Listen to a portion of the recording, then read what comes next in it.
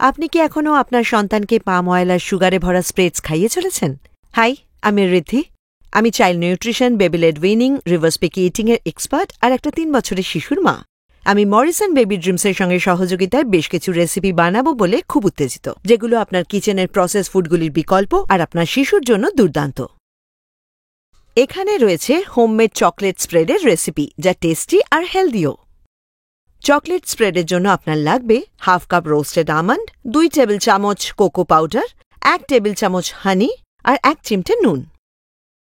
সবার আগে আমন্ড মানে বাদামকে মিহি করে গুঁড়ো করে নেব। আমন্ডে প্রচুর প্রোটিন, স্বাস্থ্যকর ফ্যাট ও আয়রন থাকে। আমন্ডে প্রচুর পরিমাণে ফাইবার থাকে, যা হজমে সহায়তা করে। এবার দেব কোকো পাউডার, নুন আর হানি। হানি একটি ন্যাচারাল সুইটনার আর এতে আছে অ্যান্টি ইনফ্ল্যামেটরি প্রপার্টিজ। ক্রিমি না হওয়া পর্যন্ত সবগুলোকে ব্লেন্ড করতে থাকুন আর এরপর আমরা বানাবো প্যানকেক, যেটা বানাতে আপনার লাগবে 1 কাপ বেটে নেওয়া ওটস, 1/2 কাপ দুধ, 1টা গ্রেট করা আপেল, 1টা ডিম, নুন এবং 1 চামচ বেকিং পাউডার।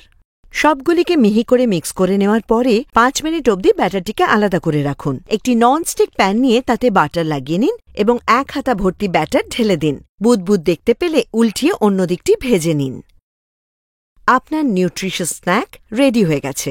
আমাদের অল ন্যাচারাল চকলেট স্প্রেড একদম ফ্রেশ আর নিউট্রিয়েন্টে ভরপুর, যা প্যাকেজ জ্যাম বা স্প্রেডসে একদমই পাওয়া যায় না।